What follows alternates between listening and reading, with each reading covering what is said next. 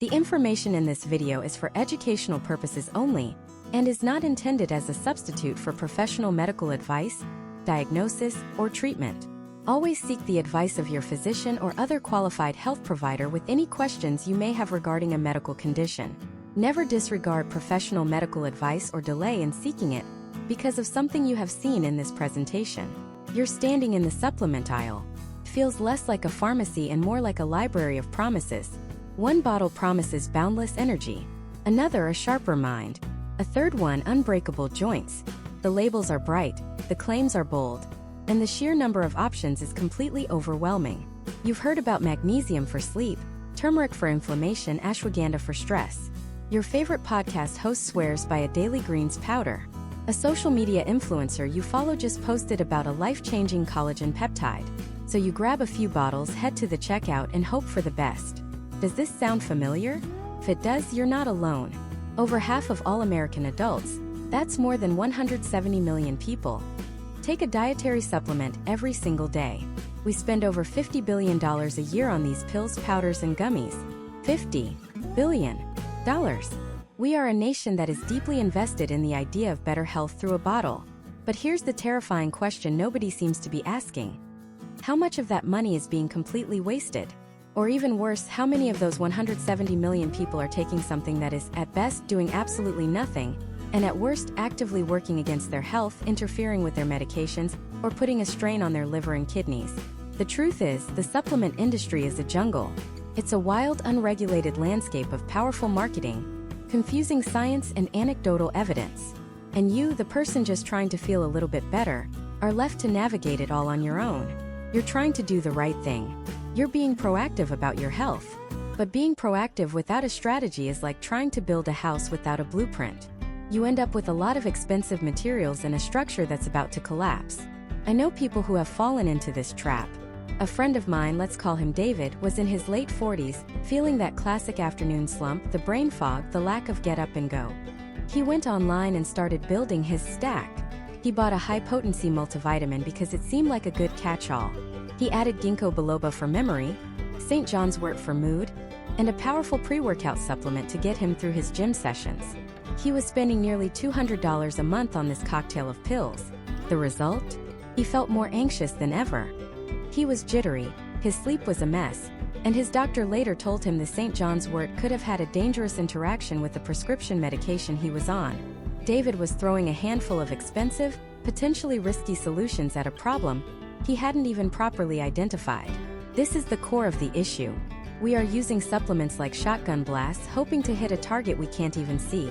But what if you could trade that shotgun for a laser-guided missile? What if you could stop guessing and start knowing? What if you could walk into that supplement aisle or browse online with the confidence of a professional, knowing exactly what you need, why you need it, and how to find a version that's pure, potent, and safe? That's what this is all about. The single most powerful tool you have to cut through the $50 billion hype machine is not another blog post or a celebrity endorsement. It's a targeted 5-minute conversation with your doctor. But here's the secret. You can't just walk in and say, "Should I take vitamins?" That's too vague. You have to be the one to lead the conversation. You have to ask the right questions. Over the course of this presentation, I'm going to give you the 5 critical questions that will completely transform your next doctor's visit. These aren't just simple questions. They are strategic tools.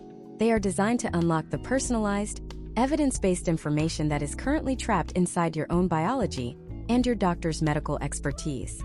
By the time we're done, you will have a clear, actionable framework to determine if you even need supplements, which ones could be beneficial, and how to choose them wisely. You will stop wasting money, avoid potential dangers, and start making intelligent, informed decisions that actually move the needle on your health. So let's get into it. What is the very first, the most foundational question you must ask your doctor before you even think about buying a supplement? It's not what brand is best.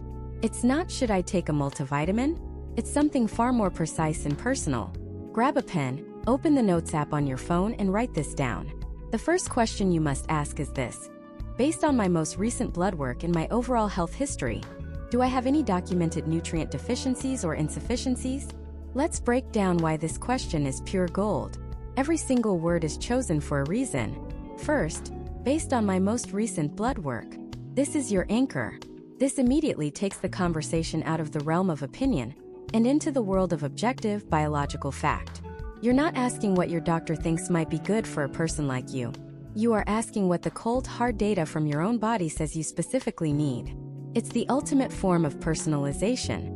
You wouldn't let a mechanic fix your car's engine without looking under the hood, so why would you try to fix your body's complex internal machinery without looking at the data? Your blood work is the diagnostic report for your body. It can reveal things you'd never guess. For example, fatigue isn't just fatigue. It could be a sign of an iron deficiency, a B12 deficiency, or low vitamin D, among other things. Without the blood test, you're just guessing, potentially taking an iron pill that makes you constipated when what you really needed was vitamin D. Next, you include, in my overall health history. This adds crucial context to the data. Are you a vegan? Your risk for B12 deficiency is higher. Do you live in a northern state like Oregon or Maine with long, dark winters? Your likelihood of having insufficient vitamin D skyrockets. Are you on certain medications like acid blockers for heartburn? Those can interfere with the absorption of key nutrients like magnesium and B12. Your health history, your diet, your lifestyle, your prescriptions. This is the story that your blood work helps to illustrate. Combining the data with the story gives your doctor the full picture. Finally, the most important part of the question. Do I have any documented nutrient deficiencies or insufficiencies? Using this specific language is key. Let's define these terms because they aren't the same. A deficiency is a clinical state. It means your levels of a nutrient are so low that they can lead to a specific disease. Think scurvy from a severe lack of vitamin C, or rickets from a severe lack of vitamin D. A deficiency is a red alert problem. An insufficiency, on the other hand, is a more subtle suboptimal state. Your levels aren't low enough to cause a full-blown disease, but they're not high enough for your body to function at its absolute best. This is where many Americans live. You might not have scurvy, but your low vitamin C levels could be contributing to weaker immune function. You might not have rickets, but your insufficient vitamin D levels could be contributing to that brain fog, low energy, and sad mood you can't seem to shake. When you ask this question, you are telling your doctor two things. First, you are signaling that you are an educated, engaged patient. You're not just coming in with a vague complaint. You're coming in with a specific, intelligent inquiry. This elevates the entire dynamic.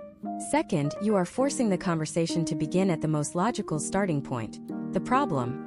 You are not starting with a solution like, should I take fish oil? You are starting with the fundamental question.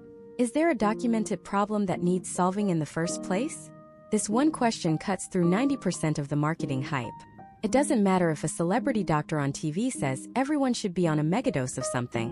What matters is what your blood work says. This question acts as a gatekeeper. If the answer from your doctor is, no, your blood work looks great, and your history doesn't suggest any major issues, then congratulations. You just saved yourself potentially hundreds of dollars and the risk of taking things your body doesn't need. Your focus can then shift to what really matters. Nutrition from whole foods, exercise, sleep, and stress management. But if the answer is yes, then you've struck gold. If your doctor says, actually, now that you mention it, your vitamin D is on the lower end of the optimal range, or your iron and ferritin levels are low, now you have a target. You have a medically validated reason to consider a supplement. You've moved from guessing to addressing. You've identified the blueprint before buying the building materials. This is the foundation upon which all smart supplementation is built. It all starts with knowing your numbers. So, before you buy another bottle, your first step is to get the data and then use this precise question to get your answer. Now let's say you do this. You ask the question, and your doctor confirms you have an insufficiency. You need more vitamin D. The immediate impulse is to just go buy the first bottle of vitamin D you can find. But hold on. That's a rookie mistake. Because not all supplements are created equal. And that leads us directly to the second, equally critical question you need to ask. Which specific form and which specific dose is right for me? This question is the difference between wasting your money on a useless pill and making a targeted, effective investment in your health. It's the difference between a shotgun blast in the dark and a laser-guided missile. Let's break this down because the details here are absolutely fascinating, and they are everything. First, let's talk about form. When we talk about the form of a supplement, we're talking about the specific molecular compound it's attached to. You might think, magnesium is magnesium, right? Wrong. So incredibly wrong. The molecule that magnesium is bonded to acts like a key. It determines which doors it can unlock in your body, how easily it gets through the door, and what it does once it's inside. This is a concept called bioavailability, a fancy word for a simple idea. How much of what you swallow does your body actually absorb and use? Let's stick with magnesium because it's a perfect, almost dramatic example. You walk into a big box store and see a huge cheap bottle of magnesium oxide. Great deal, right? The problem is, magnesium oxide has notoriously poor bioavailability. For many people, only about 4% of it gets absorbed. The other 96%? It stays in your gut, attracts water, and often acts as a potent laxative. So you're not buying a magnesium supplement, you're buying an expensive trip to the bathroom. Now, your doctor, looking at your specific needs, might suggest something different. If you mention you have trouble sleeping or feel anxious, they might recommend magnesium glycinate. Magnesium is bound to the amino acid glycine, which has a calming effect on the nervous system. It's highly absorbable and gentle on the stomach. Or maybe you're dealing with muscle cramps. They might point you toward magnesium malate, as malic acid plays a role in energy production within the muscles. If you're concerned with cognitive health, they might even discuss magnesium L-threonate, a specific form that has shown a unique ability to cross the blood-brain barrier. Do you see the difference? It's not just magnesium. It's targeted, specific, and based on your unique biology and goals. The same story plays out for almost every single nutrient. Think about iron. The most common, cheapest form prescribed is ferrous sulfate. It works, but it's famous for causing constipation and stomach upset. Your doctor might suggest a gentler, more bioavailable form like iron bisglycinate, which can be a total game changer for people who can't tolerate the standard stuff. Or look at vitamin D. You'll see two forms on the shelf, D2 and D3. While both can raise your levels, study after study suggests that D3, the form our bodies produce from sunlight, is significantly more effective and potent at doing so. Taking D2 when you could be taking D3 is like choosing to paddle a canoe when someone is offering you a speedboat. Both will move you across the water, but one is clearly more efficient. This concept of form is the first layer of complexity. The second, equally crucial layer is dosage. The dose on the back of the bottle, the recommended daily allowance or RDA, is one of the most misunderstood numbers in all of nutrition. That number is not a prescription for optimal health. It is the bare minimum amount needed to prevent an acute deficiency disease in the general population. Think of it like this. The RDA for vitamin C is designed to prevent scurvy. The RDA for vitamin D is designed to prevent rickets. It is the nutritional equivalent of the minimum wage. It might keep you alive, but it is not the amount you need to thrive. Your personal optimal dose depends on a whole constellation of factors that are unique to you. Your age, your sex, your weight, your diet, your genetics, your stress levels, where you live, and most importantly, your current blood levels. This is where self-prescribing becomes a dangerous game of guesswork. Let's go back to that vitamin D deficiency. Let's say your blood test shows you're severely deficient. Your level is at 15 nanograms per milliliter, when the optimal range is closer to 50 or 60. If you just grab a multivitamin with 400 international units, IU, of vitamin D, you are trying to put out a raging house fire with a tiny squirt gun. It's a completely ineffective dose for your situation. You will spend months, maybe even years, taking that supplement and your levels will barely budge. You'll conclude supplements don't work, when the truth is, you were using the wrong tool for the job. Your doctor, however, can look at your blood work and calculate a proper loading dose, a higher short-term dose like 50,000 IU a week for several weeks, to get your levels back into the optimal range quickly and safely. Then they can determine a smaller, personalized maintenance dose to keep you there. That is a strategy. That is medicine. But what about the other side of the coin? The more is better trap. This is where supplements can go from being ineffective to being actively harmful. With water-soluble vitamins like vitamin C and the B vitamins, your body generally just excretes what it doesn't need. But with fat-soluble vitamins, A, D, E, and K, your body stores the excess in your liver and fat tissues, and they can build up to toxic levels. Vitamin D toxicity, or hypercalcemia, is a serious medical condition. People who take massive, unmonitored doses for long periods can end up with too much calcium in their blood. This can lead to nausea, vomiting, weakness, frequent urination, and even progress to bone pain and kidney problems like the formation of calcium stones. It's a stark reminder that a natural substance, in an unnatural dose, can be dangerous. Your doctor understands this toxicology. They know the upper safety limits and can guide you to a dose that is both effective and safe, retesting your blood levels periodically to make sure you're staying in that sweet spot. And there's one more level of sophistication to this question that most people never even consider. It's the concept of synergy. Nutrients don't work in a vacuum. They work in concert like a symphony orchestra. Taking a high dose of one nutrient can sometimes increase your body's demand for another. The most famous example of this is the trio of vitamin D, vitamin K2, and magnesium. As we've discussed, vitamin D is crucial for absorbing calcium from your diet. But once that calcium is in your blood, it needs to be told where to go. That's vitamin K2's job. Think of K2 as the traffic cop of your body. It directs that calcium into your bones and teeth where it belongs, and keeps it out of your arteries and soft tissues where it can cause calcification and cardiovascular problems. Taking high-dose vitamin D without ensuring you have enough K2 is like calling 1,000 Ubers to your house but not giving them any addresses to go to. It creates chaos. And then there's magnesium. Your body needs magnesium for over 300 biochemical reactions, one of which is converting the vitamin D you swallow into its active, usable form. If you are deficient in magnesium, and a huge portion of the population is, you can take all the vitamin D you want, but your body won't be able to properly use it. You're just spinning your wheels. A doctor who understands this nutritional biochemistry can advise you on a protocol that respects these intricate relationships. They can ensure you're not just plugging one hole in the dam, while creating two new ones somewhere else. So when you ask your doctor, what form and dose is right for me? You're not asking a simple question. You are asking for a personalized key, cut specifically to fit the locks of your unique physiology. You are asking for a precise, calculated strategy, not a wild guess. You are asking them to be the conductor of your biochemical orchestra, ensuring every instrument is playing in tune. Getting this question right is how you transform a supplement from a shot in the dark into a precision tool. So now you've done it. You've worked with your doctor. You've done the testing. You know you need, say, 400 milligrams of magnesium glycinate and 5,000 IUs of vitamin D3 with K2 every day. You're feeling confident. You walk into the store or you go online ready to make your purchase. But then you're hit with a tidal wave of choices. A wall of 50 different brands, all in shiny bottles with beautiful labels, all screaming for your attention. They all say magnesium glycinate on the front. How do you know which one is safe? Which one is pure? Which one actually contains what it says on the label? The shocking truth is, in the largely unregulated world of supplements, many of them don't. And that leads us to the third question, which could be the most important one of all for protecting not just your wallet but your health.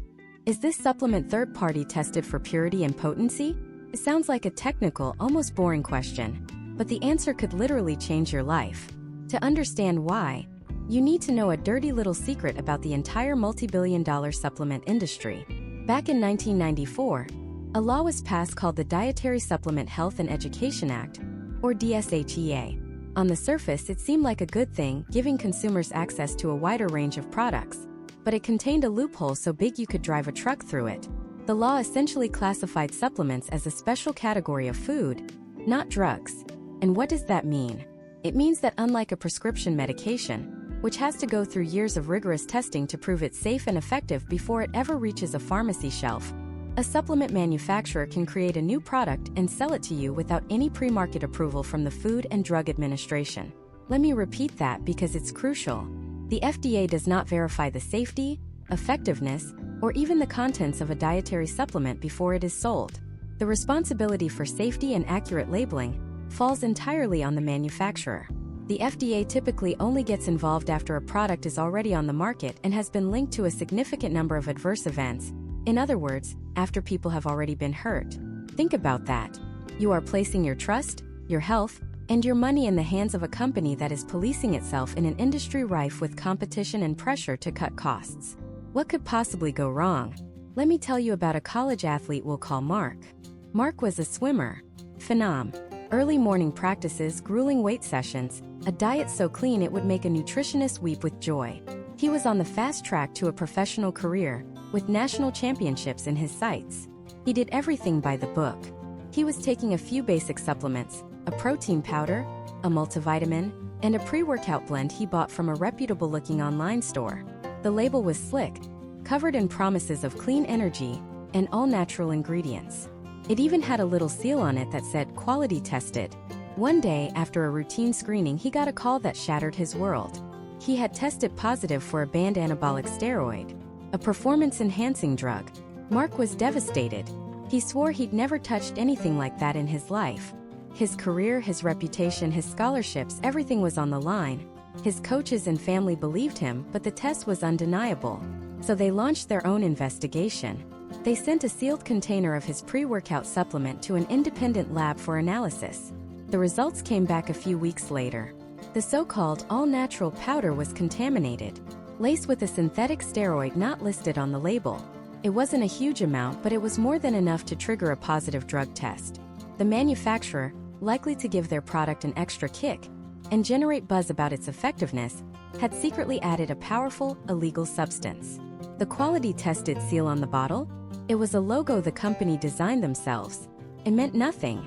Mark's story, a composite of countless real-world cases, highlights the terrifying reality of the supplement industry. It's not just about getting ripped off by a product that doesn't work. It's about unknowingly consuming dangerous substances.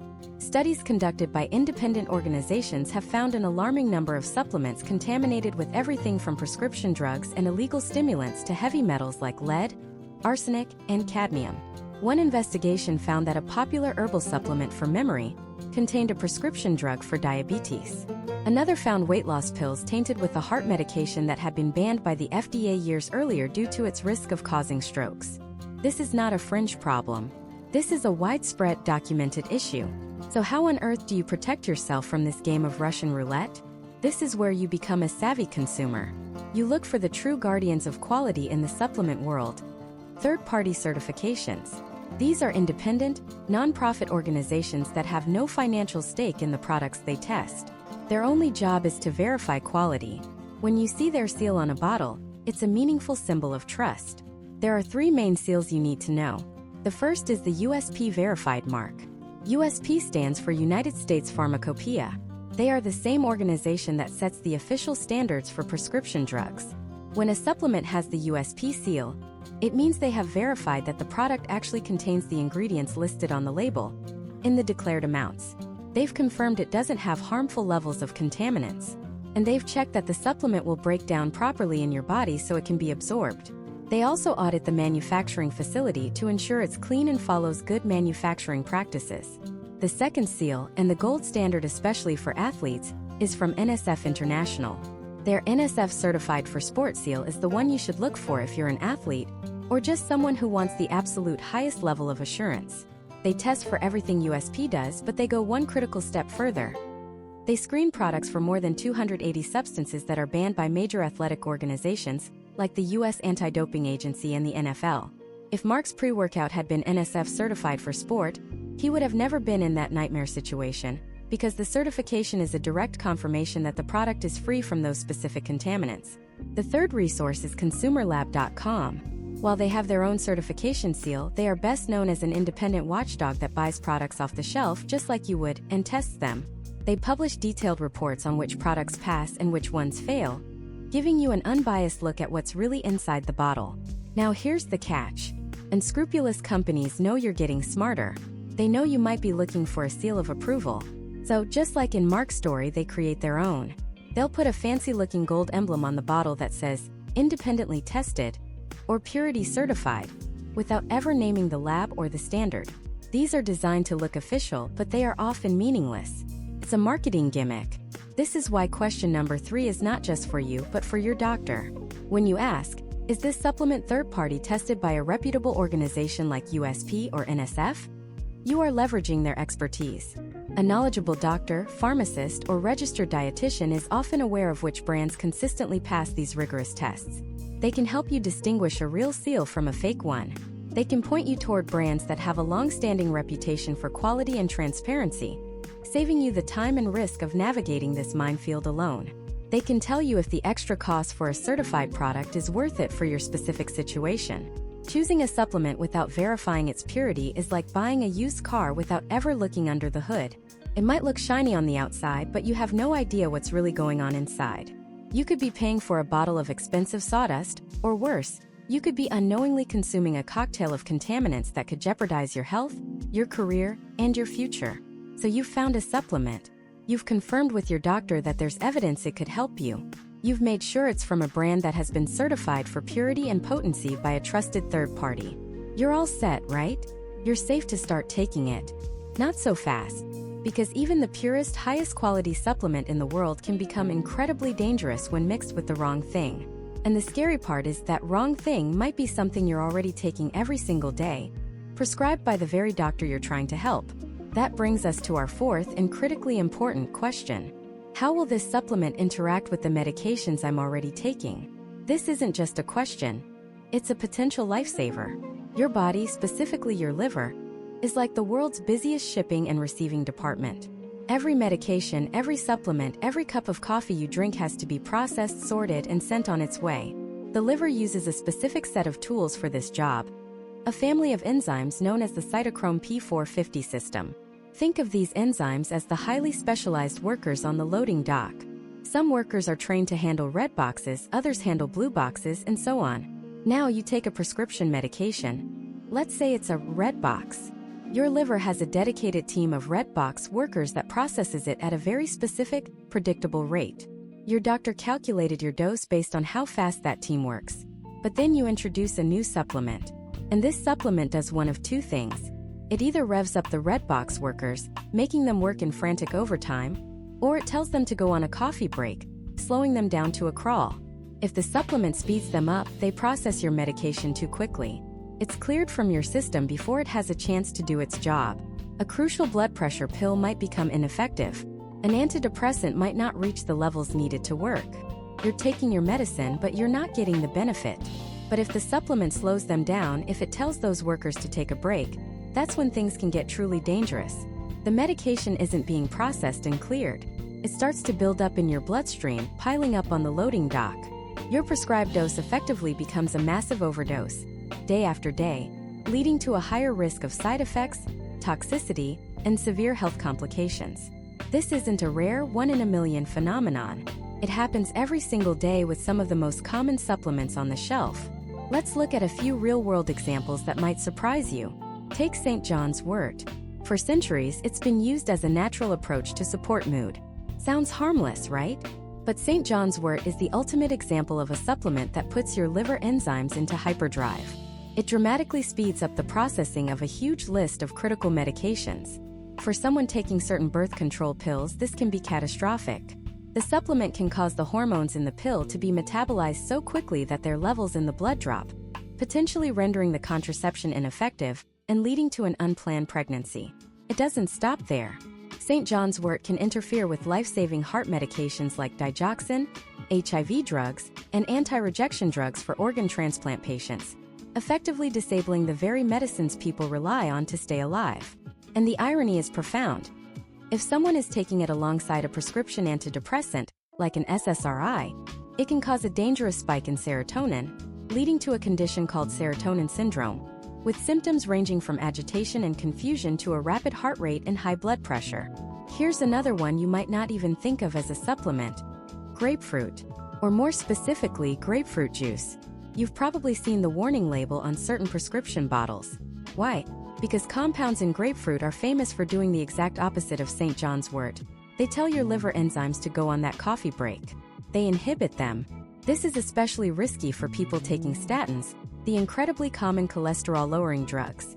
When the enzymes that process statins are blocked by grapefruit juice, the drug can build up in the body to toxic levels, dramatically increasing the risk of serious muscle damage and even kidney failure. The same goes for certain blood pressure medications, anti-anxiety drugs, and antihistamines. A simple glass of juice at breakfast could inadvertently turn a safe dose of medication into a dangerous one. Now let's talk about one of the most classic and critical interactions: vitamin K and the blood thinner warfarin, also known by the brand name Coumadin. Warfarin works by intentionally interfering with vitamin K's ability to form blood clots. It's a delicate balancing act. Doctors carefully monitor patients to find the perfect dose that prevents dangerous clots, like those that cause strokes, without causing spontaneous, uncontrolled bleeding. Now, imagine that patient decides to start taking a high-quality multivitamin to support their overall health. Or maybe they start drinking a daily green superfood smoothie. The problem is, many of these products are packed with vitamin K. Suddenly, they're flooding their system with the very substance their medication is designed to block. The warfarin is overwhelmed. It can't do its job. The patient's blood becomes thicker again, and their risk of forming a life-threatening clot shoots right back up. They are completely unaware that their well-intentioned health kick has sabotaged their prescription. This isn't just about one substance overpowering another. Sometimes it's about an additive effect where two things do the same job and together they do it too well. Think about popular supplements like ginkgo biloba, often taken for memory, or high-dose fish oil, taken for heart and joint health. Both are known to have mild blood-thinning properties. For a healthy person, this is usually not an issue. But what if that person is also on a daily low-dose aspirin regimen, or a prescription anticoagulant like Plavix or Xarelto? Now you're stacking blood thinners on top of blood thinners. The combined effect can become too strong, leading to a much higher risk of excessive bruising, nosebleeds, or in a worst-case scenario, a serious internal bleed from a minor injury. And sometimes the interaction isn't a complex chemical reaction in the liver at all. Sometimes it's just simple plumbing. Consider someone with hypothyroidism, who relies on a daily dose of levothyroxine to function. They feel sluggish, so they decide to add an iron supplement for energy and a calcium supplement for bone health. A very common combination. The problem? If they take them all at the same time, the calcium and iron can literally bind to the thyroid medication in the stomach and gut, preventing it from being absorbed. It's like putting a roadblock in front of the medicine. The full dose never reaches the bloodstream. Week after week, their thyroid levels drop, their symptoms of fatigue, brain fog, and weight gain return, and they have no idea why their trusted medication has suddenly stopped working. The solution is simple. Take the supplements at least 4 hours apart from the medication, but you only know to do that if you ask the question. Your doctor and your pharmacist are the keepers of this knowledge. They have your full medical history. They know the prescriptions you're on, the doses you take, and the conditions you're managing. When you ask, "How will this supplement interact with my medications?" you are handing them the final crucial puzzle piece they need to see your entire health picture. You're protecting yourself from a world of unintended consequences, from making a medicine ineffective to making it toxic. Walking into that conversation armed with this question is one of the single most important things you can do to be an advocate for your own health and safety. So you've checked for interactions with your daily meds and you're in the clear. You're safe, right? Well, what about a procedure you have scheduled for next month? A simple dental surgery? A routine colonoscopy? It turns out that's a completely different minefield, and ignoring it can have serious consequences. And that leads us to our fifth and final question. So what is that final critical question? It's this: based on my upcoming procedure, are there any supplements I need to stop taking? And if so, when? This question might be the most overlooked and yet one of the most acutely important on our entire list. We tend to think of surgery in a bubble. We show up, the experts do their work, and we wake up. But what we put into our bodies in the weeks leading up to that day can dramatically change the script in the operating room, and not for the better. Let me tell you about a guy we'll call Mark. Mark was 58, an avid cyclist and the picture of health. He ate clean, worked out, and had a meticulously curated supplement regimen to prove it. High-dose fish oil for inflammation, vitamin E as an antioxidant, ginkgo biloba for mental sharpness, and a potent garlic supplement for heart health.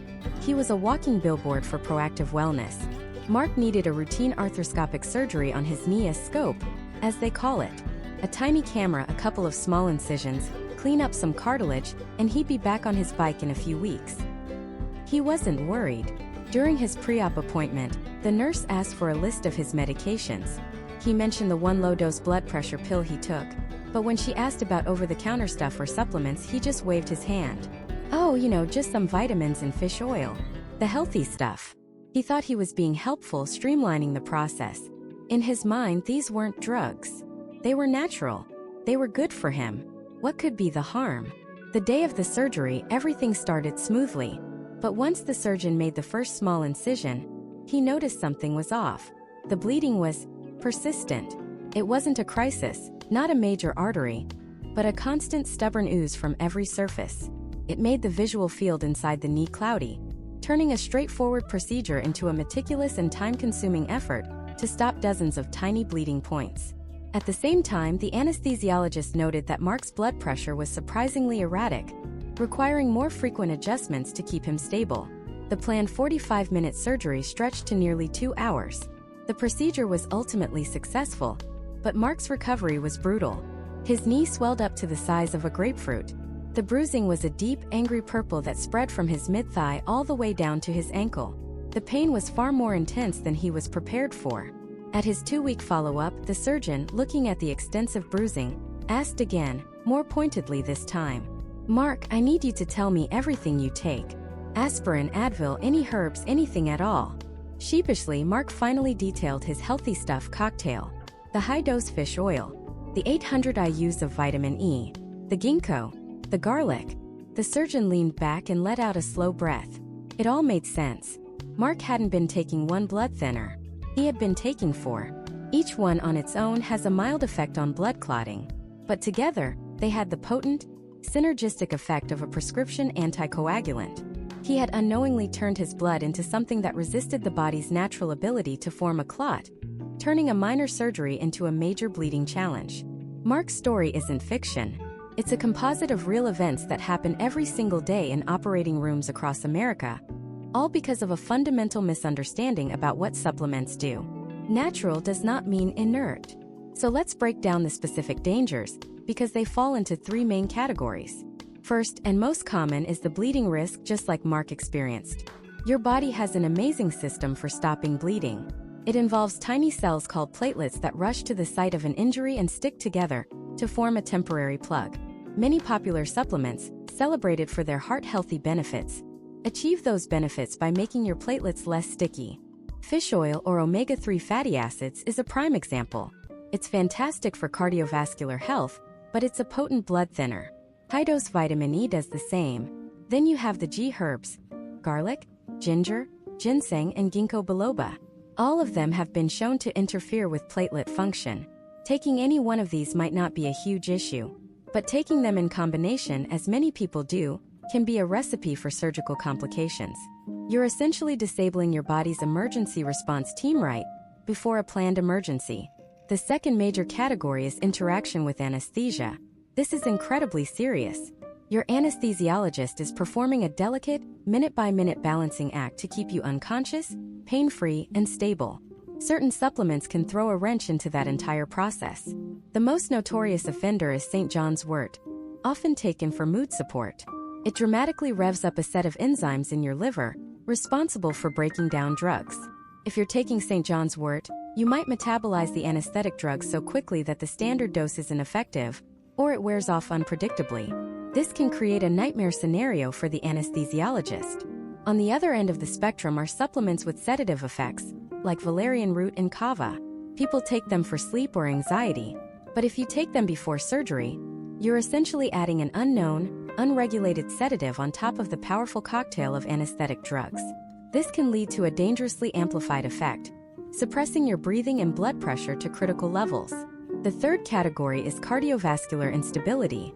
Supplements containing ephedra, which is now banned but still available online, can cause catastrophic spikes in blood pressure and heart rate during surgery.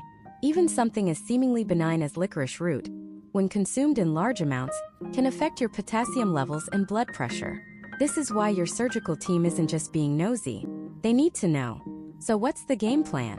The standard recommendation from the American Society of Anesthesiologists is to stop taking all herbal supplements at least 2 weeks before an elective surgery. 2 weeks. That gives your body enough time to clear these compounds from your system and allow things like platelet function to return to normal. But this is just a general guideline.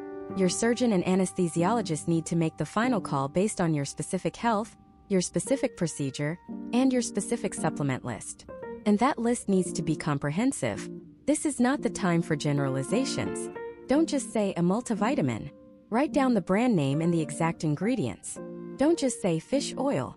Write down the dosage. Write down the herbal teas you drink, the protein powders you use, the green juice concentrate you stir into water. If you put it in your body on a regular basis, put it on the list and bring it with you to your pre-op appointment. No detail is too small because the interaction could be hiding anywhere. It all comes back to a core truth we've touched on before. Your body does not make a distinction between a molecule from a plant and a molecule from a pharmaceutical lab. A chemical is a chemical and it will have an effect. The belief that natural equals safe is one of the most dangerous fallacies in the world of wellness. And nowhere is that danger more real, more immediate, than in the controlled environment of an operating room. These 5 questions we've covered, from do I really need this? And what's the right dose? To will this interact with my medications?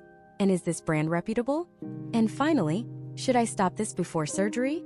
They are not just simple queries. They are your shield. They are your toolkit for navigating the confusing, often hyped world of supplements. They transform you from a passive consumer into an active, informed partner in your own health. And being an informed partner is the single most powerful supplement you can ever take. But now that we've covered what to ask your doctor, there's another crucial side to this coin. What are the red flags you should be looking for on the supplement bottles themselves? The sneaky marketing terms, the missing information, the outright deceptive claims that are designed to make you buy without thinking. Understanding that landscape is a whole other level of awareness, and it's where we're going next. Let's walk down that supplement aisle together. Not with a shopping cart, but with a magnifying glass. Because you are no longer just a consumer, you are an investigator. The first clue you'll encounter, often plastered right on the front of the bottle in bold, exciting letters, is the term proprietary blend. It sounds impressive, doesn't it? It sounds exclusive, like the company has a secret formula, a patented mix of ingredients so powerful they have to protect it. But let's translate what proprietary blend often means in the unregulated world of supplements. It means, we don't have to tell you how much of each ingredient is in here. Imagine you're buying a high-performance engine for your car. The label says it contains a proprietary blend of steel, aluminum, and titanium. Sounds amazing. But what if that blend is 99% steel, 0.9% aluminum, and just a tiny microscopic fleck of titanium? They're not lying, titanium is in there. But it's not doing anything. It's just there so they can put the word titanium on the box. This is a common practice. A company will create a blend for, say, energy and focus. They'll list exciting ingredients like ginseng, rhodiola, and green tea extract. But the blend might be 95% inexpensive green tea extract, and only trace amounts of the more expensive, and potentially more effective, ginseng and rhodiola. The total weight of the blend is listed, say, 500 milligrams, but the individual amounts are a mystery, hidden behind that fancy-sounding term. It allows a company to create a long, impressive-looking list of ingredients while fairy dusting them in dosages that are too low to have a meaningful biological effect. So when you see proprietary blend, your investigator alarm should go off. It's not a sign of quality. It's a red flag for a lack of transparency. The next phrase you'll see is clinically studied or scientifically proven. These are the heavy hitters of marketing. They're designed to make you feel secure, to shut down the questioning part of your brain. But the investigator asks, which study? Proven to do what? And who paid for it? Let's break this down. A company can claim an ingredient is clinically studied if there is any study anywhere on that ingredient. It could be a study on petri dishes, not people. It could be a study on a dozen college students, funded entirely by the company that sells the supplement. It could be a study that used a dose 10 times larger than what's in a single serving of their product. The claim isn't technically a lie, but it is deeply misleading. For example, a study might find that 2,000 milligrams of a specific plant extract helps with memory. A company then puts 50 milligrams of that extract in their pill, slaps contains clinically studied ingredient for memory on the bottle, and sells it to you. They're banking on you not checking the dosage. They're relying on the headline, not the fine print. The gold standard you're looking for is a randomized, double-blind, placebo-controlled trial. Ideally one that's published in a reputable, peer-reviewed journal and replicated by independent researchers. Anything less than that, and the claim scientifically proven starts to look very, very shaky. Now let's flip the bottle over. This is where the real evidence is found. The supplement facts panel.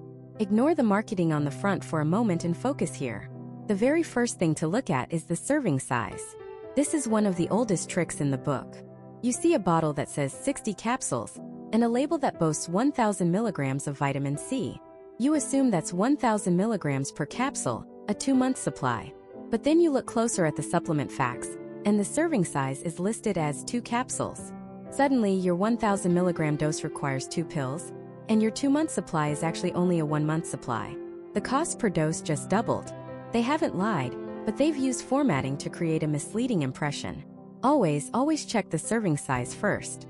Next, look at the amount per serving and the specific form of the ingredient. We'll get deeper into the form of nutrients later because it's critically important, but for now, focus on the dose. This is where you compare the number on the bottle to the numbers in the actual scientific literature. If you and your doctor decided you wanted to try turmeric for its anti-inflammatory properties, you'd look at the research. The research often uses specific extracts like curcumin at doses of 500 to 1,500 milligrams per day. Then you look at the bottle. Does it contain 50 milligrams of generic turmeric powder? Or does it contain 500 milligrams of a standardized curcumin extract? One is based on evidence. The other is riding on the coattails of that evidence. Below the main ingredients, you'll find the other ingredients list. This is the fine print.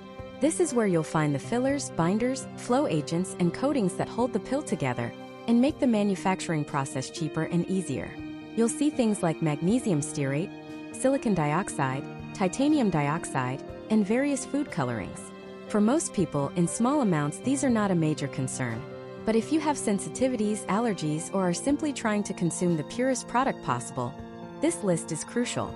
A long list of other ingredients can sometimes be a sign of a lower quality manufacturing process.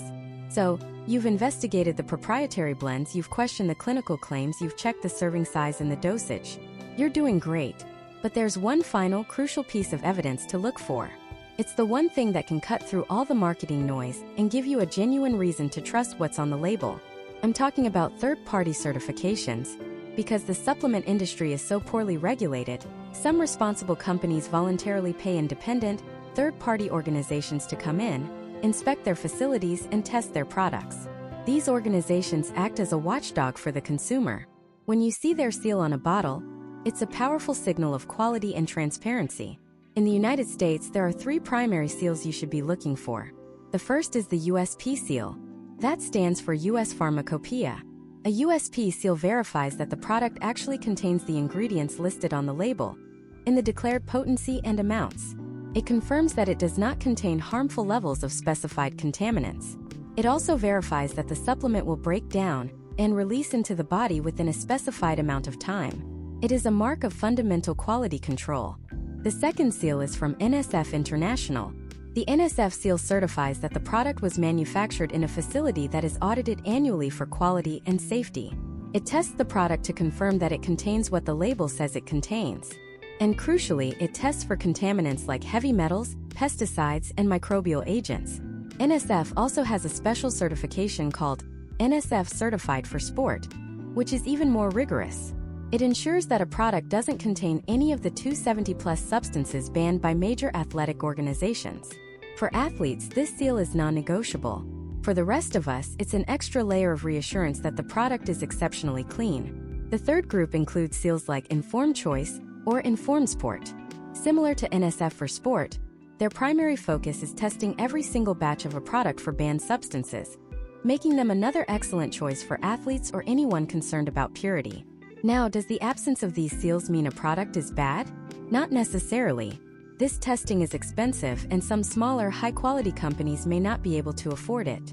But the presence of a USP, NSF, or Informed Sport seal means the company is willing to put their money where their mouth is. It means they are so confident in their product that they are paying an outside expert to hold them accountable. In an industry built on trust, this is the closest thing you can get to objective proof. It's the difference between someone telling you they're a great person and seeing their wall covered in awards for community service. One is a claim, the other is verified evidence. You now know how to read the marketing, how to dissect the label, and how to spot the symbols of trust. You've moved from a passive consumer to an empowered investigator. But there's one more layer of complexity, one that even a third-party seal can't fully answer for you. You might find a bottle that is USP certified, has the correct dose, and a clean ingredient list. But is it the right form of the nutrient? Is it magnesium oxide or magnesium citrate? Is it folic acid or methylfolate? Because the form of a nutrient can dramatically change how well or even if your body can use it at all. Getting that piece right is the difference between an effective supplement and a very expensive placebo. Let's take magnesium, for example. It's one of the most popular supplements in the world, and for good reason. But walking into a health store and seeing the magnesium aisle is like walking into a hardware store for a single screw. You're faced with a wall of options that all sound vaguely similar. You've got magnesium citrate, magnesium glycinate, magnesium malate, threonate, oxide, the list goes on. And here's the secret. They are not the same. Not even close. If you're struggling with constipation, your doctor might suggest magnesium citrate because it draws water into the intestines and acts as a gentle laxative. But if you take that same form hoping to improve your sleep, you might be in for a rude awakening, literally. For sleep and relaxation, magnesium glycinate is often the preferred form. It's bound to the amino acid glycine, which has a calming effect on the nervous system, and it's very gentle on the stomach. If you're dealing with muscle soreness or looking for energy support, magnesium malate might be the ticket, as malic acid is involved in your body's energy production cycles. And then there's magnesium L-threonate, a newer form that has shown a unique ability to cross the blood-brain barrier, making it a subject of intense research for cognitive health. The most common and cheapest form, magnesium oxide, has very low bioavailability. Your body barely absorbs any of it, meaning most of it just passes right through you. So if you're taking magnesium oxide for your heart health, you're likely getting very little benefit. This isn't just a minor detail, it's the entire game. This same principle applies across the board. Iron is another perfect example. The most commonly prescribed form is ferrous sulfate. It's effective for raising iron levels, but it's notorious for causing digestive side effects like constipation and nausea. An alternative form, like iron bisglycinate, is chelated, meaning it's wrapped in an amino acid. This makes it far gentler on the gut and, for many people, much more easily absorbed. So you might be able to take a lower dose with fewer side effects and get a better result.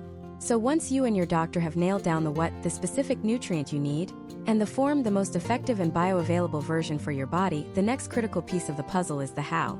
This leads us directly to question number 4. One of the most overlooked but powerful questions you can ask. How and when should I take this? And what are the potential interactions with my food, other supplements, or my medications? This question breaks down into 3 crucial parts, and getting any of them wrong can completely undermine your efforts. Let's start with the first part, the how. Specifically, with food or on an empty stomach. This isn't a matter of personal preference, it's a matter of biochemistry. Think of it like this: some nutrients are introverts. They need their own space to be absorbed properly. If you throw them into the big, chaotic party of a full meal, they get lost in the crowd. Iron, for example, is best absorbed on an empty stomach. The same goes for certain amino acids like L-tyrosine, which can compete with protein from your meal for uptake into the brain. On the other hand, some nutrients are extroverts. They need the party. They need the presence of other food components to be absorbed effectively. The classic examples are the fat-soluble vitamins, A, D, E, and K. The clue is in the name fat-soluble.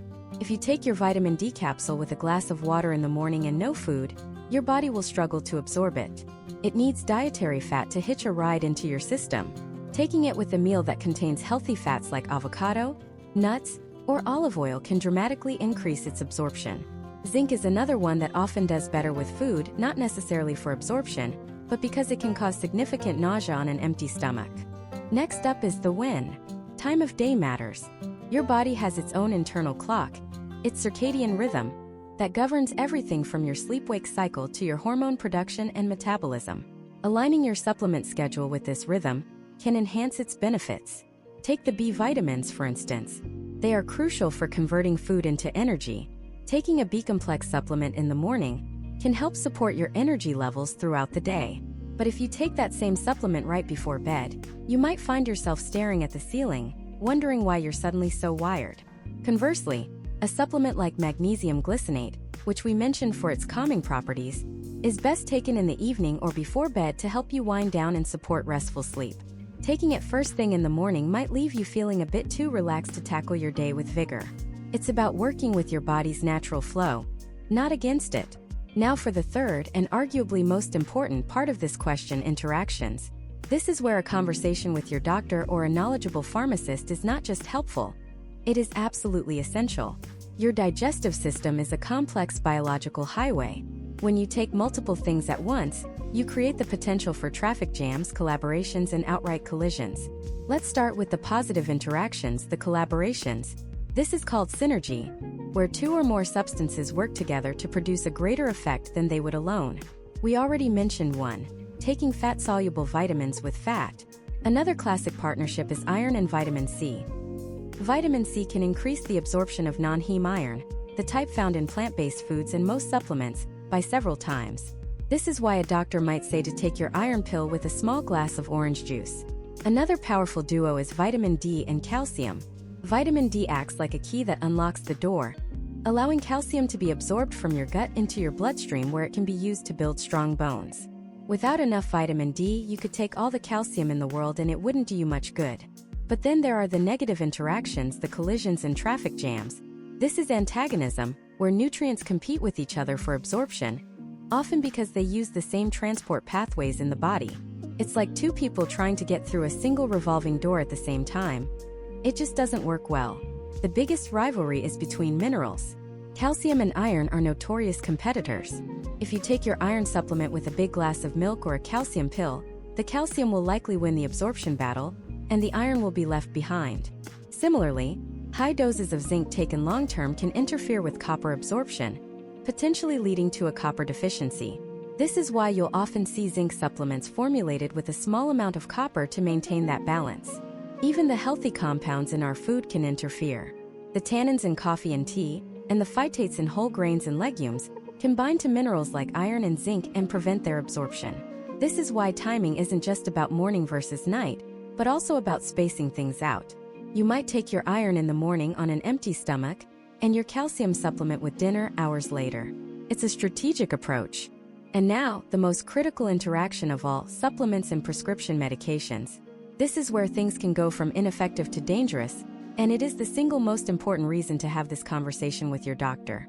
Some supplements can alter the way your body metabolizes a drug, either making it too potent or completely ineffective. The poster child for this is St. John's wort. It's a popular herbal supplement for mood support, but it's also known to interfere with a huge range of medications, including antidepressants, birth control pills, and blood thinners, often by speeding up their breakdown in the liver, rendering them less effective. Another famous example is vitamin K and the blood thinner warfarin. Warfarin works by inhibiting vitamin K's role in blood clotting. If a person on warfarin suddenly starts taking a high-dose vitamin K supplement, it can counteract the medication, increasing the risk of a dangerous clot. Even something as seemingly harmless as grapefruit juice can have powerful effects, blocking an enzyme that breaks down dozens of common medications, including statins and blood pressure drugs, leading to potentially toxic levels in the body. This is not meant to scare you but to empower you.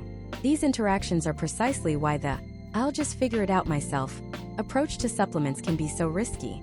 Your doctor and pharmacist have the training to cross-reference your specific health conditions and medications with any supplement you're considering. They can spot these potential collisions before they happen. So you've done the work. You've identified a potential need, you've picked the right form, you've figured out the perfect dose, and now you have a detailed plan for exactly how and when to take it, steering clear of any negative interactions. You are set up for success. But this leads to the final and perhaps the most important question of them all. How do you actually know if any of this is working? How do you measure progress and avoid pouring your money, hope, and effort into something that isn't moving the needle? How do you separate real, tangible results from the placebo effect? This brings us to the fourth, and perhaps the most practical question you must ask your doctor. How will we measure success? Because if you don't define the finish line, you'll never know if you've crossed it. You're just running in the dark. This single question transforms you from a passive consumer of pills into an active participant in your own health journey. It's the difference between guessing and knowing. It's the difference between wasting hundreds, even thousands of dollars on hope, and investing in a strategy with a measurable return. Think about it. Most people start supplements with a vague goal in mind. I want to have more energy. I want to feel less stressed. I want better focus. These are noble goals, but they are terrible metrics. They're like saying you want to build a nicer house. What does that even mean? Does it mean bigger windows? A new kitchen? A different color paint? Without a specific blueprint, you could spend a fortune on renovations and still not feel like you have a nicer house. Your health is the same. Feeling better is not a plan, it's a wish. So, the first step in measuring success is to establish a concrete, undeniable baseline. Before you swallow a single capsule, you and your doctor need to take a snapshot of where you are right now. This is your before picture, and it has to be brutally honest and wherever possible based on objective data. The gold standard for this is lab work. Blood tests. This is where the world of vague feelings meets the unblinking, objective reality of numbers. If your goal is more energy and your doctor suspects low iron might be a culprit, you don't just start taking iron. You measure it first. You get a number for your ferritin, your serum iron, your total iron binding capacity. These numbers become your starting line. The goal is no longer a fuzzy more energy. It's a crystal clear raise ferritin from a 15 to a 50. You can't argue with that. You can't placebo your way to a higher ferritin level. It either goes up or it doesn't. The same goes for countless other things. Thinking about taking vitamin D? Let's get a 25-hydroxy vitamin D level first. Concerned about heart health and considering fish oil? Let's look at your triglyceride levels and other inflammatory markers on a lipid panel. The beauty of this approach is that it removes the guesswork. You are no longer throwing supplements at a problem you think you have. You are targeting a specific, measured deficiency or insufficiency. But what about the things that don't show up so clearly on a blood test? What about stress or brain fog or joint stiffness? This is where we have to get clever and turn the subjective into the objective. Your doctor can help you with this. Instead of less joint stiffness, you define it. Right now, on a scale of 1 to 10, my knee stiffness in the morning is an 8. Our goal is to get that down to a 3 or less within 90 days. You write that down. You track it every single morning. Suddenly, your feeling has become a data point. Or for brain fog, maybe the goal is functional. I want to be able to read for 30 consecutive minutes without losing my place. Or, I want to go a full workday without needing to reread the same email 3 times. These are real-world, observable outcomes. You either achieve them or you don't. This is your blueprint. Once you have this baseline, a combination of hard lab numbers and quantified subjective scores, you and your doctor agree on a timeline. This is critical. How long should you give this supplement to work before you reevaluate? For some nutrients like iron, it might take 3 to 6 months to see a significant change in your blood work and how you feel. For something like magnesium for sleep, you might notice a difference in a matter of days or weeks. Your doctor will know the appropriate therapeutic window. This prevents you from giving up too early, thinking it's not working, or continuing for years, pouring money down the drain on something that never worked in the first place. Let's walk through a real-world example. Let's call her Jane. Jane is in her late 40s, and she's been feeling perpetually exhausted, that deep down to the bone tired. Her friend, with the best of intentions, tells her she has adrenal fatigue and should take a popular, expensive adrenal support blend she saw online. The old Jane would have just bought it. She'd spend $60 a month, and for the next 6 months, she'd be in a state of constant confusion. Do I feel better today? Maybe a little? Oh wait, no, I'm still tired. Maybe I need to take more? Maybe it's the wrong brand. She has no baseline, no target, and no way to measure progress. She's lost in the fog. But the new Jane, the one who watches this channel, does something different. She goes to her doctor and says, "I'm dealing with significant fatigue, and I want to be strategic about this. How can we measure what's going on and track our progress?" Her doctor, thrilled with this proactive approach, runs a comprehensive blood panel. And what do they find? Jane doesn't have some vague, unproven condition like adrenal fatigue. She has 2 very real, very measurable issues. Her vitamin D is clinically low, and her ferritin, her stored iron, is in the basement. Now they have a plan. The doctor doesn't recommend a mystical adrenal cocktail. She prescribes a specific dose of vitamin D3 and a particular form of iron that's easy to absorb. The goal is clear and written down. 1. Raise vitamin D level from 18 to above 40. 2. Raise ferritin from 12 to above 50. 3. As a subjective measure, Jane will keep a simple journal, rating her afternoon energy on a 1 to 10 scale each day. The timeline is set. Retest the blood work in 3 months. Jane starts the protocol. For the first month, she doesn't feel a huge difference, but her journal shows her energy has crept from a consistent 2 out of 10 to a 3 out of 10. She sticks with it because she trusts the plan, not just a feeling. By the end of month 2, she's hitting 5 out of 10 on most days. At the 3-month mark, she goes back for her follow-up labs. The results come in. Her vitamin D is now 45. Her ferritin is 52. The numbers don't lie. Her energy journal shows she's now averaging a 7 out of 10. And last weekend she went for a hike she would have never dreamed of attempting 3 months prior. She now knows what worked and why. She didn't waste a dime on unproven formulas. She invested in a targeted, data-driven strategy and got a life-changing return. This process is also your ultimate defense against the placebo effect. The placebo effect is incredibly powerful. The very act of taking something you believe will help you can create a real, tangible improvement in how you feel. Your mind can literally will you to feel better. But while you can convince yourself you have more energy, you cannot convince your blood cells to make more ferritin. You cannot trick a lab test. The objective data, the blood work, the blood pressure readings, the sleep tracker stats keeps everyone honest. It separates what you feel is working from what is actually physiologically working. So when you sit down with your doctor, don't just ask what to take. Ask how you'll prove it's working. Define the targets, both objective and subjective. Set a timeline for reevaluation. This turns supplementation from a gamble into a calculated, scientific experiment where you are the lead researcher. This methodical approach is what separates lasting health improvements from hopeful thinking. And this leads us directly to the final crucial question. Once you've identified a potential need, chosen a specific supplement, understood how it works with your current medications, and established a clear way to measure success, there is one last layer of safety and responsibility to consider. It's the question that protects you not just from wasting money, but from inadvertently causing harm.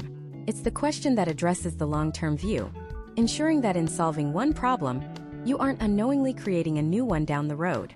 And so we arrive at the fifth and final question, the one that shifts your perspective from the immediate present to the vast horizon of your future health. This is the master key. The question is this: what are the potential long-term effects of taking this supplement? And are there any risks of dependency or withdrawal if I decide to stop? Let's break that down, because each part is a critical pillar in building a sustainable health strategy. First, the long-term effects. We live in a world of instant gratification. We want to feel better now. We want more energy for this afternoon's meeting. We want to sleep better tonight. And it's completely understandable. But our bodies are not short-term projects. They are lifelong companions. The choices we make today compound over years and decades. Think of it like this. You wouldn't build a house just to withstand a light spring shower. You build it to withstand years of summer heat, autumn winds, and winter storms. Your body deserves the same foresight. When you ask about long-term effects, you're asking your doctor to look beyond the immediate clinical trial data. You're asking about the bigger picture. For example, many of us know that fat-soluble vitamins like D and K are stored in the body's fatty tissues and liver. Unlike water-soluble vitamins that get flushed out if you take too much, these can accumulate over time. A short-term course might be perfectly fine, even beneficial. But taking high doses for years without medical supervision could lead to a condition called hypervitaminosis, or vitamin toxicity, which can put significant strain on your organs, particularly your liver. It's a slow, silent process, a problem that doesn't announce itself until it's already well established. Consider the story of a man we'll call Mark, a dedicated fitness enthusiast in his late 40s. For years, he'd been taking a cocktail of supplements he'd read about in magazines, including a very high dose of vitamin D, believing more was better for bone health and immunity. He never felt any immediate side effects. In fact, he felt great. But during a routine physical, his blood work came back with alarmingly high calcium levels. His doctor, piecing together the puzzle, realized that years of excessive vitamin D had caused his body to absorb too much calcium, leading to a state of hypercalcemia. This wasn't just a number on a lab report. It was putting him at risk for kidney stones, bone pain, and even cardiovascular issues. Mark wasn't being reckless. He was trying to be healthy. He just never asked the long-term question. He was focused on today's workout, not the cumulative impact of 1,000 todays. This question forces that crucial conversation. It prompts your doctor to consider how a supplement might interact with the natural aging process, with potential future medications, or with the slow, steady work of your body's most important filtration systems, your liver and kidneys. These organs are the silent heroes of your internal world, working 24/7 to process everything you consume. Asking about long-term effects is like asking, am I supporting these workers, or am I adding to their burden over time? Now for the second part of the question, which is just as vital, the risk of dependency and withdrawal.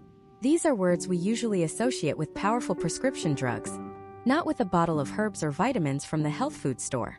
But this is a profound misunderstanding of how the human body works. Your body is an incredibly intelligent, adaptive system. Its primary goal is to maintain a state of balance, what scientists call homeostasis. When you introduce a substance from the outside, day after day, the body can adapt. It might say, oh, we're getting plenty of this from an external source now. I don't need to work so hard to produce it myself, or my receptors don't need to be as sensitive. The classic example is melatonin. It's a hormone your brain naturally produces to regulate your sleep-wake cycle. When you take a melatonin supplement, you're giving your body a powerful signal that it's time for sleep. For someone with jet lag or a temporary sleep disruption, it can be a useful tool. But what happens when you take it every single night for months or years? The body can become accustomed to this external cue. It can downregulate its own natural melatonin production. Suddenly, you find you can't fall asleep without it. You've unintentionally created a physiological dependency. When you try to stop, you might experience rebound insomnia, where your sleep is even worse than it was before you started. You haven't solved the root cause of your sleep issue. You've just outsourced the solution to a pill. And now your body has forgotten how to do the job on its own. This isn't just physiological. It can be deeply psychological. You can become mentally dependent on the ritual of taking your supplements. You convince yourself, I can't perform at my best without my pre-workout. Or, I'll be a nervous wreck without my ashwagandha. The supplement becomes a talisman, a magic pill that holds the key to your success or well-being. The belief itself is powerful, but it's also a fragile foundation to build your health upon. What happens on the day you forget your pills or run out? Does your entire sense of capability crumble? This leads directly to the idea of withdrawal. If your body has adapted to the presence of a substance, its absence will be felt. We see this clearly with caffeine, a common ingredient in energy and focus supplements. If you're used to a high daily dose and you suddenly stop, you're not just missing it. Your body is in a state of withdrawal. The headaches, the fatigue, the irritability, those are real physical symptoms as your brain chemistry struggles to rebalance itself without the stimulant it has come to expect. Asking your doctor about withdrawal isn't a sign of weakness. It's a sign of strategic thinking. It prompts a discussion about an exit plan. A good doctor won't just tell you what to take. They'll tell you how to take it, for how long, and most importantly, how to safely stop. They might suggest cycling, which means taking a supplement for a set period and then taking a planned break. This gives your body a chance to reset and prevents it from becoming overly adapted or dependent. It ensures the supplement remains a temporary tool, not a permanent crutch. This single two-part question transforms the entire dynamic. It moves the conversation beyond a simple fix-it mentality and into the realm of true holistic health management. It acknowledges that your body is a complex, adaptive system, not a simple machine. It respects the intricate dance of your own internal chemistry and seeks to support it, not override it. It's the question that ensures a supplement serves you, and you don't become a servant to the supplement. By asking it, you're not just looking for an answer for today. You're mapping out a healthier, more resilient, and more independent future for yourself. You are planning for the long game, and in the world of health, the long game is the only one that truly matters. And that right there, that commitment to the long game, is the single most powerful shift you can make in your entire wellness journey. It's the moment you stop being a passenger in your own body and start being the pilot. For too long, we've been conditioned to see our health as something that happens to us. A diagnosis, a symptom, a number on a lab report. We go to a doctor, we get a prescription, we follow instructions. It's a passive role. But the world of supplements and wellness in general demands a different approach. It demands that you become the CEO of your own health. And these 5 questions we've discussed, they aren't just questions. They are your first board meeting. They are the strategic framework for your entire operation. Think about it. The modern world is a fire hose of health information, and most of it is marketing disguised as education. You scroll through social media and you're hit with an influencer promising a miracle powder that cured their brain fog. You listen to a podcast and a charismatic host swears by a tincture that gives them boundless energy. The ads are brilliant. They tap into our deepest insecurities and our most profound desires. The desire to feel better, to look younger, to perform at our peak, to stave off the inevitable decline of aging. They sell a story of effortless transformation. Just take this pill, drink this shake, and all your problems will dissolve. It is the modern-day siren song, a tempting melody that promises a shortcut to a destination that can only be reached by a dedicated journey. The allure of the magic pill is powerful because the alternative, the real work, is hard. It's easier to buy a bottle of fat burner capsules than it is to consistently eat whole foods and move your body every day. It's easier to take a stress relief gummy than it is to build a mindfulness practice or set healthy boundaries in your life. The supplement industry understands this human tendency. It's a multi-billion-dollar industry built on selling hope in a bottle. And I'm not saying all supplements are bad. We've established they can be incredibly useful tools. But their usefulness is unlocked not by blind faith, but by rigorous, personalized strategy. This is where your conversation with your doctor becomes your superpower. It's your shield against the marketing hype and your compass in the confusing wilderness of wellness. Let's re-examine those 5 questions, not as a checklist, but as the 5 core pillars of your new role as the CEO of your health. First, why am I considering this? This isn't just about identifying a symptom. This is your mission statement. It's you sitting in the boardroom declaring, our objective is to improve sleep quality by 15%, or our goal is to reduce joint inflammation to increase mobility. It forces you to move beyond a vague feeling of, I want to be healthier, to a specific, tangible target. Without a clear why, you're just throwing money at problems without ever defining what success looks like. Second, what is the evidence? This is your due diligence. A smart CEO doesn't invest millions in a new venture based on a friend's hot tip. They order market research, they analyze data, they look at case studies. When you ask your doctor for the evidence, you are doing the same. You're asking for the human clinical trials, the data, the science. You're separating the marketing brochure from the audited financial report. You are moving from belief to knowledge. Third, what is the right dose and form for me? This is your logistics and execution plan. It's not enough to have a great idea. You have to implement it correctly.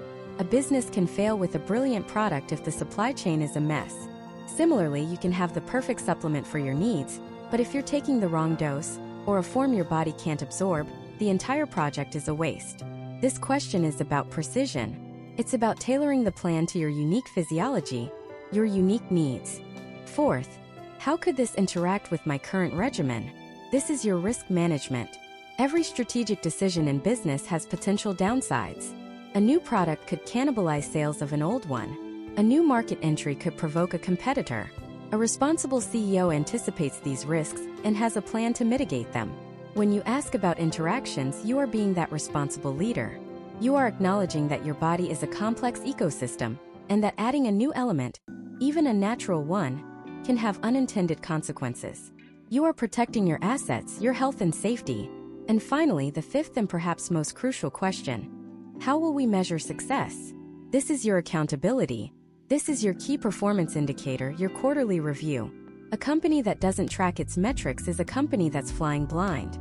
If you start taking vitamin D, are you retesting your blood levels in 3 months?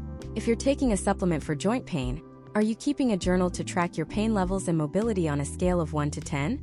Without measurement, you are relying on feelings and anecdotes.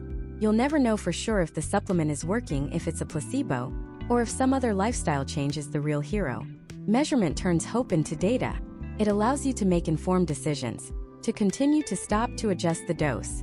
It's what closes the loop and makes your entire strategy intelligent and adaptive. Imagine 2 people. Let's call them Alex and Ben. Alex sees an ad for a new nootropic that promises laser focus. The ad is compelling, the website is slick. Alex clicks buy. The bottle arrives. Alex takes it for a few weeks, feels a little jittery, isn't sure if it's working, and eventually the bottle ends up in the back of the cabinet with all the others. Money wasted, and more importantly, no closer to solving the actual problem of why focus is an issue. Maybe Alex is sleep deprived, or has a nutrient deficiency, or is simply burned out. The supplement was a bandage on a wound that needed stitches. Now imagine Ben. Ben is also struggling with focus. But instead of going online, Ben writes down these 5 questions and makes an appointment with a doctor. They have a real conversation. The doctor suggests it might be low iron and orders a blood test. The test comes back and sure enough, Ben is borderline anemic. The doctor recommends a specific form of iron that's easy on the stomach, at a specific dose. They set a date to retest in 3 months. Ben follows the plan. Over the next few weeks, the brain fog lifts. The energy returns. At the 3-month mark, the new blood test shows iron levels are back in the optimal range. Ben didn't just buy a product. Ben identified a root cause, implemented a precise solution, and verified the result. Ben is not just a consumer. Ben is the architect of their own well-being. This framework, this mindset, extends far beyond the supplement aisle. It's a new way to engage with your health entirely. You can apply it to a new diet, a new exercise program, a new meditation app. Why am I doing this? What's the evidence it works for someone like me? What's the right way to implement it? What are the risks? And how will I track my progress? This is what it means to take radical responsibility for your health. It's not about rejecting medical advice. It's about elevating the conversation. It's about transforming your doctor from a mere prescriber into a valued consultant on your personal health team. A team where you are the one in charge. So the next time you hear about a miracle supplement, the next time you feel that pull to click add to cart, In a moment of hope or desperation, I want you to pause. Take a breath. And instead of reaching for your credit card, reach for a pen. Write down these 5 questions. See that impulse not as a moment of weakness, but as a signal. A signal that it's time to schedule your next board meeting. It's time to sit down with your trusted advisor and build a real, sustainable, and effective strategy. Because your health is the most important investment you will ever manage. It is the one enterprise that you will work on every single day for the rest of your life. Don't gamble with it. Don't outsource the big decisions to a marketing team. Be the CEO. Be the pilot. Be the architect. Your future self will thank you for it.